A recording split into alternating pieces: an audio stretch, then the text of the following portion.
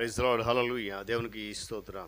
ప్రభు పరిశుద్ధ ఘన నామానికి మహిమ కలుగును గాక. క్రీస్తునందు ప్రియులారా, దేవుడు తన మహాకృపను బట్టి మనకు నూతన ఉదయకాల సమయంలో వేకుని రీతిగా ఆయన పాద సముఖంలో ఉండడానికి చక్కటి శ్రేష్టమైన ధన్యకరమైన సమయాన్ని మనకు అనుగ్రహించిన విధానాన్ని బట్టి ప్రభు ఉన్నతమైన పరిశుద్ధ నామమునకు మహిమ ఘనత ప్రభావములు కలుగును గాక. క్రీస్తునందు ప్రియులైన దైవజనులు, స్నేహితులు, విశ్వాసులు, సహోదరులు ఈ కార్యక్రమాన్ని వీక్షిస్తున్న ఆత్మీయులందరికీ మన రక్షకుడైన యేసయ్య శక్తిగల నామంలో ఉదయకాలపు శుభములు మరియు వందనాలు తెలియజేస్తున్నాను. మీరంతా బాగున్నారు కదండి?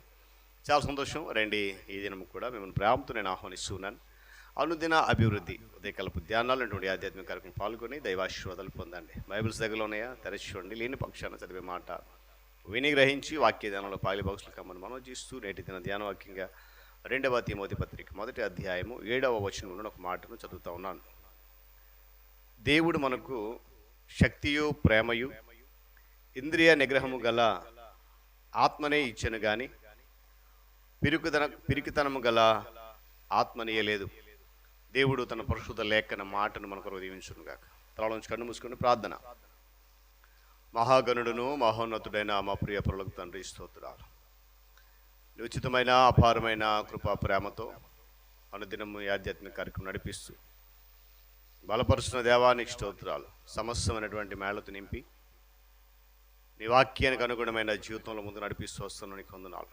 మరి నిశ్చితమైన ఈ దినం కూడా ఈ కార్యక్రమం ద్వారా నీ బిడ్డలను మీరు బలపరిచి మీరు మహిమ పొందండి. యేసు నామమున ప్రార్థన అడుగుతున్నాను తండ్రి, ఆమేన్. చాలా సంతోషం పిల్లరా. చదువుకున్నటువంటి ఈ మాటను మనం చాలా జాగ్రత్తగా కొన్ని నిమిషాలు ధ్యానం చేద్దాం.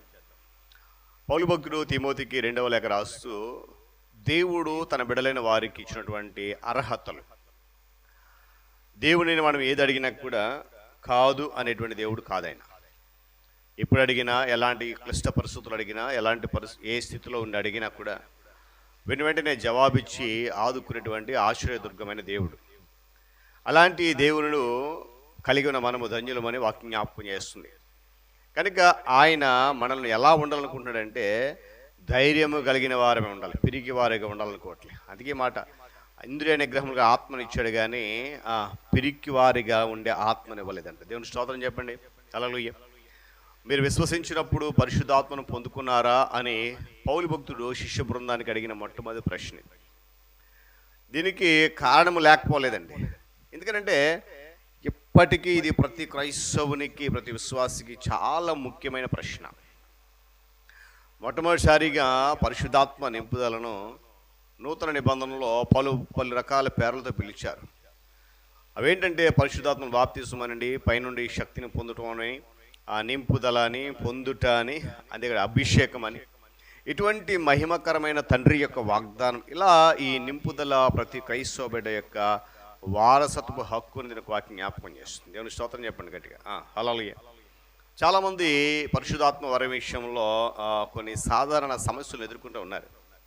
ఈ సమస్యలకు పరిష్కారం దొరకని కారణాన, ఈ సమస్యలు వారి జీవితంలో పరిష్కరించబడకపోవడం వల్ల చాలామంది పరిశుద్ధాత్మ వరాన్ని పొందుకోలేకపోతున్నారు. దానికి కారణం ఏంటంటే భయం అనేటువంటి సమస్య.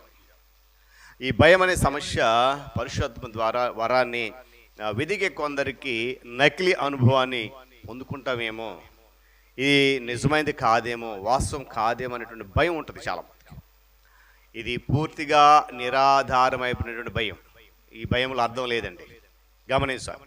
పరిశుద్ధాత్మ కొరకు ప్రార్థించడం కొందరు ఈ భయమునకు లోనవుతారని చెప్పి క్రీస్తు ప్రభువు ముందే తెలియజేశాడు. ఆయన ఏమన్నాడంటే, మీలో తండ్రి అయిన వాడు తన కుమారుడు చేపను అడిగితే ప్రతిగా పామునిస్తాడా?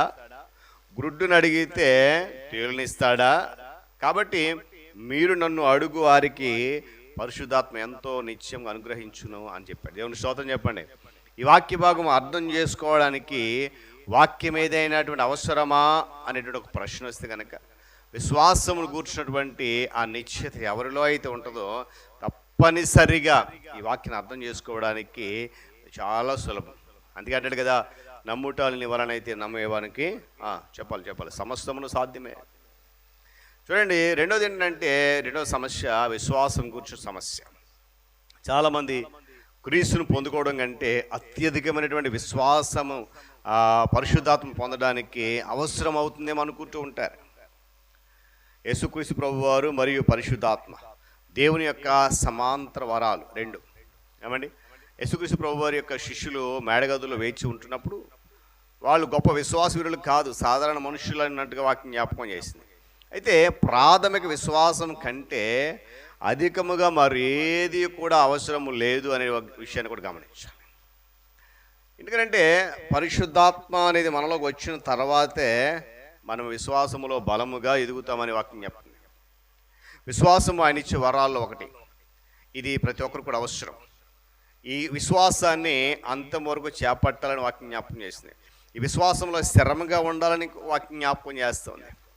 తర్వాత ఉండేది ఏంటంటే అనుభూతి వస్తుంది. మనలో ప్రతి ఒక్కరి మనోభావాలు విభిన్నం. అందరూ ఒకలా ఉండవు కదండి.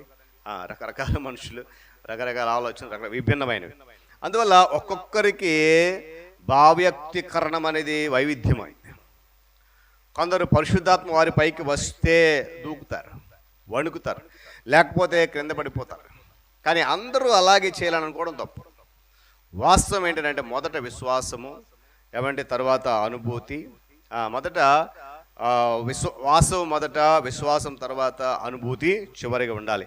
ఈ వరుస క్రమం అనేది చాలా ముఖ్యం దేవుని బిడ్డలుగా మనందరి జీవితంలో. కొందరు తాము పరిశుద్ధాత్మ పొందుకోవడానికి తగినంత పరిశుద్ధులు కాదేమో, మేము ఆ పరిశుద్ధత మాలో లేదేమో, ఆ వరము పొందుకోవడానికి అర్హులం కాదేమో అనుకుంటూ ఉంటారు. సత్యం ఏంటంటే మనము పరిశుద్ధులం కనుక పరిశుద్ధాత్మను పొందుకోము, కానీ పరిశుద్ధులు అవ్వడానికి పరిశుద్ధాత్మను పొందుకుంటాం. అలా చెప్పండి. కనుక ఉదయకాల సమయంలో వాక్యాపకం ఇస్తున్నట్లుగా దేవుడు మనకిచ్చిన ఆత్మ ఏమండి, శక్తిగల ఆత్మ, పిరికితనము గల ఆత్మ కాదు. అందుకే మళ్ళీ జ్ఞాపకం చేస్తుంది, దేవుడు మనకు శక్తియు ప్రేమయు ఇంద్రియ నిగ్రహము గల ఆత్మ ఇచ్చాడు, కానీ పిరికితనంగా ఉండడానికి కోరుకోవట్లేదు. కనుక అందరం కూడా ధైర్యంగా మనము మొదట ఏం చేయాలా, వాస్తవాన్ని భయం విడిచిపెట్టాలి, వాస్తవాన్ని కనుగొనాలి, విశ్వాసాన్ని బలపరుచుకోవాలి. ఆ తర్వాత ఆ అనుభూతిని మనం పొందుకున్నట్లయితే తప్పకుండా ప్రతి ఆశీర్వాదం మన జీవితంలో నెరవేరుతుంది. దేవుడి మాటలు మరొకరు దీవించును కాక. తలలోంచి కన్ను మూసుకుని ప్రార్థన. ప్రేమ మహోన్నతుడ మీకు వందనాలు.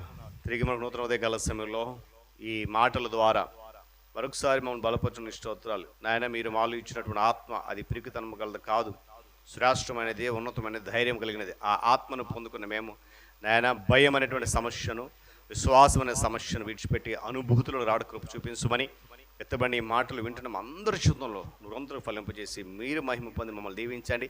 ఈ కార్యక్రమాన్ని మరింత బలపరచండి. యేసయ్య శక్తిగల నామములో అడుగుతున్నాను తండ్రి, ఆమేన్. త్రియేక దేవుని దీవెన, ఆయన సన్నిధి కాపుదల సదాకాలము మనందరికీ తోడుగా ఉండి నడిపించును గాక. ఆమేన్.